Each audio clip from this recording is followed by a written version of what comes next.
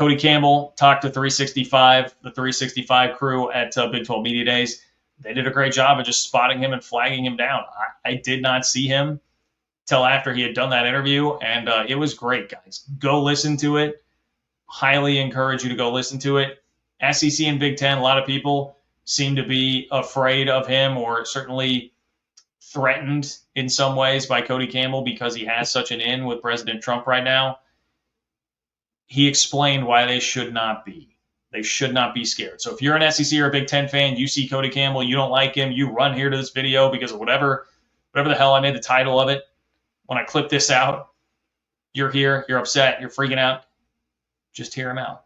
Just wait and hear him out, okay? I'm going to play some clips from Cody Campbell. Why don't you just wait and hear him out?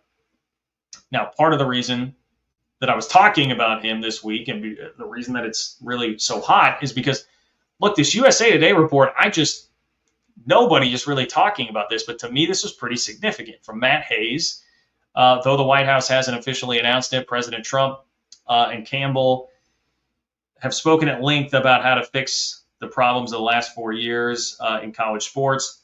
There won't be a commission, as had previously been reported.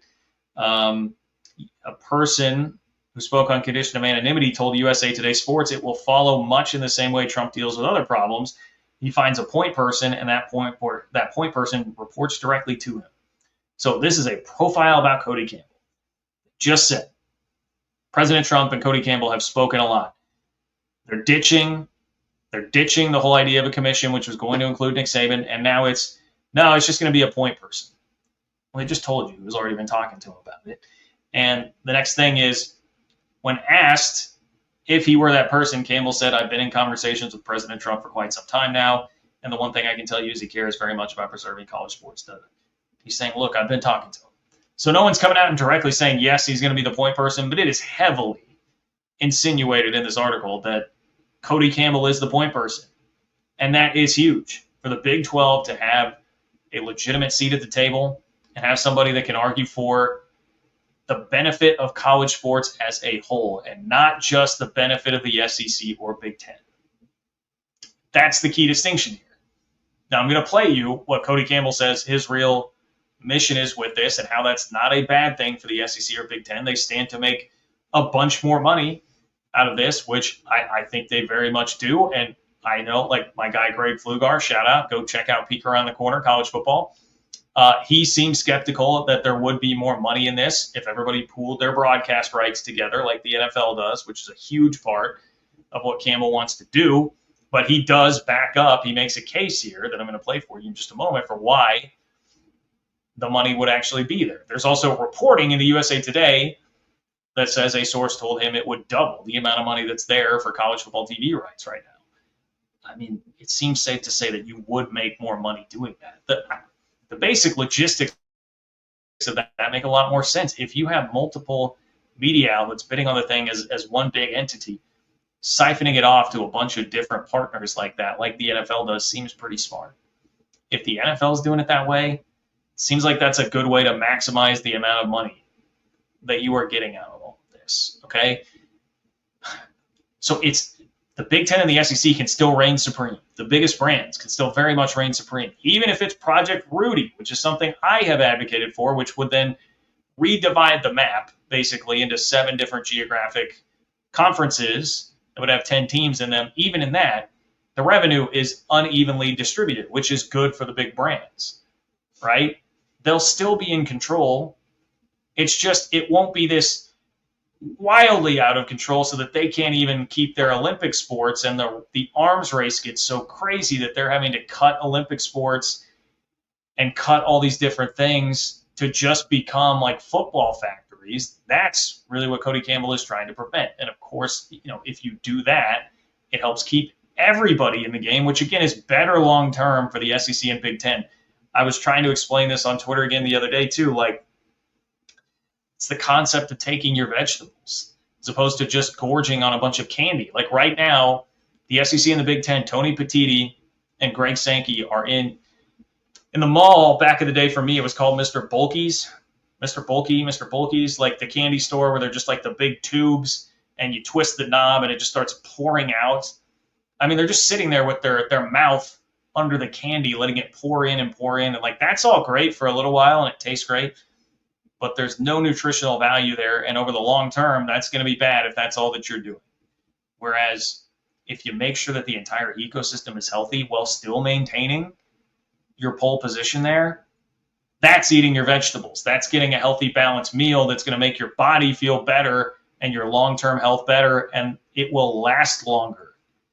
It's the problem right now. We're getting so bottlenecked to just the SEC and Big Ten. The damn thing's not going to last. Like, you'll short-term cash grabs, you're going to cut off a bunch of what you need to keep the sport viable and popular long-term in America so that that money spigot doesn't shut off. And that, I think, I'm putting words in Cody Campbell's mouth there, but that, I think, is really what he is trying to protect. But I look, I will just let him tell you in his own words what exactly he is trying to do here. My apologies. 1 second while I pull this up. Share my screen for you.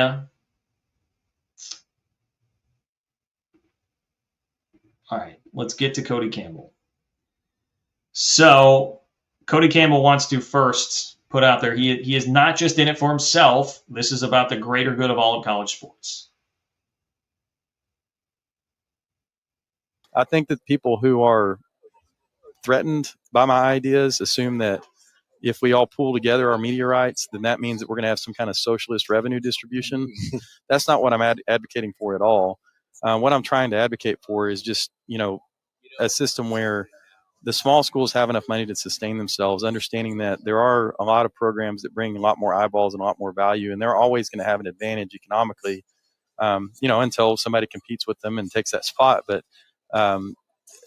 all I'm looking for is just a way to try to solve this economic formula that right now is very, very broken and is going to result in opportunity lost and communities hurt and institutions hurt if we don't do something about it.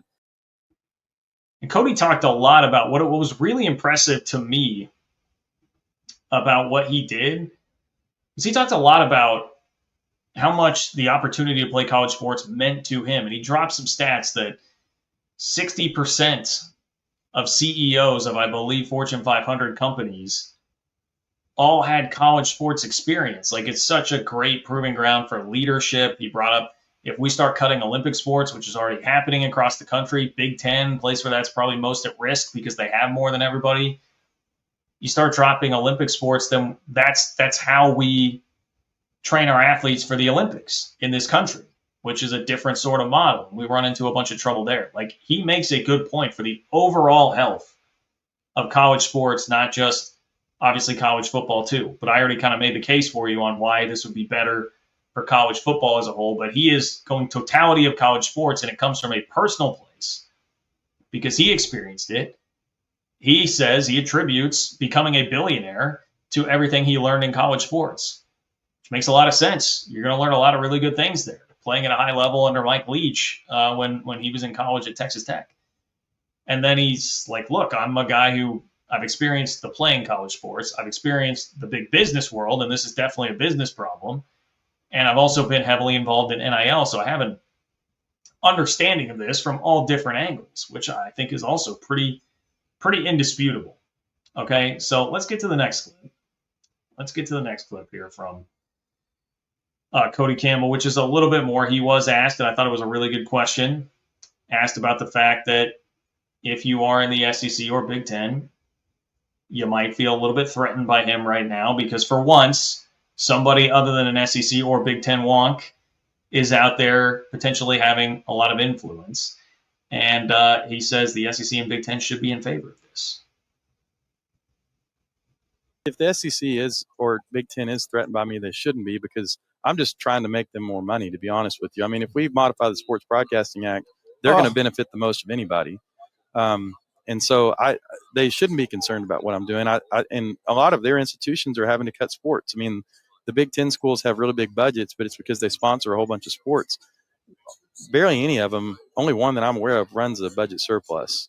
So they have to find a place to come up with this salary cap money, and that means they're going to have to cut programs. I think people have made the assumption that I'm looking for some kind of revenue distribution where we're going to take a bunch of money away from them and give it to other people. That's not what I'm looking for.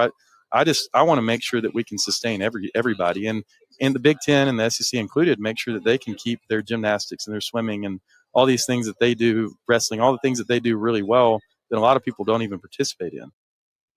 And so the general idea there is, okay, well, we gotta get more money. Like right now, you have to rev share. That's hurting budgets, right? That's an extra $20+ million that all these schools are having to find in their budgets. That's going to lead to having to slash other things to make that viable. Well, what if we can double the amount of TV revenue that's out there just by pooling the rights? That puts a lot more money in the ecosystem for everybody. You can still slant it toward the big brands. It doesn't mean that it has to be everybody's just getting an equal revenue share. That's not what's going to happen. And I think that is like some of the frustration you can sense there. Like, hey, man, that's not what I'm trying to do. That is not what I'm trying to do. So if you are skeptical, though, like I mentioned, I got a little bit of pushback or saw some pushback on that on Twitter.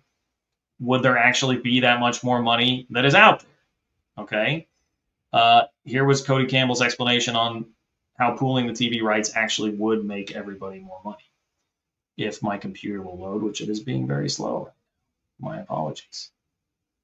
And one way to do that is, like as you mentioned, is to give college sports the same rights to market their media that the pro sports have, where they all pool together and they make one media deal. And so they get a lot more money. They also can optimize their scheduling. Right now, we cannibalize viewership like crazy. We stack marquee matchups on top of one another. We don't have enough time slots. Why doesn't every team play in week 0? Why doesn't every team play on Army Navy week? It doesn't make any sense. We need to find a way to expand the economic pie and optimize our scheduling. That is one thing you can do, is if you have everybody's rights together, you can play puppet master on the schedule so much more than you can right now to effectively put everything in the best windows possible, right? I mean, you want to talk about maybe some more options for like some flex type of scheduling, but obviously like spreading things out more, less competition between different windows. The NFL is great at this, and the NFL continues to expand to just playing on every single different night of the week possible. I mean, there are so many possibilities you can use to milk more TV money out of this. And if you're saying, is that really that much more money? Well, ask yourself, I mean, look, one of the big things about the Big Ten wanting the 4 auto bids is because they want to create this like play-in weekend, and there's so much extra value in creating an extra game there in a time slot. That's, I mean, the Big 12, why is the Big 12 2 years in a row doing week 0 in Ireland? Because it gets a bunch of eyeballs on you and nobody else is watching. Like, clearly this is already the strategy. If you can work that strategy then with total control over the entire board and not having to worry about everything being splintered and all of this, I mean, all the complaining, one thing I've heard, like the Josh Pates of the world complain a lot about on behalf of Penn State fans, is like Penn State not being able to get certain games as a night game because of Big Noon. And there's all these Big Ten, these great Big Ten games getting put at noon because that's where Fox wants to take them. And you can fix that. You can fix that and fix it across the whole totality of the sport. It would, I think, very clearly generate a lot more money for a lot of reasons that are pretty simple to understand. That is my opinion. I certainly trust Cody Campbell on this one. He's also a guy that is a multi-billionaire, so he does seem to know a thing or two about business.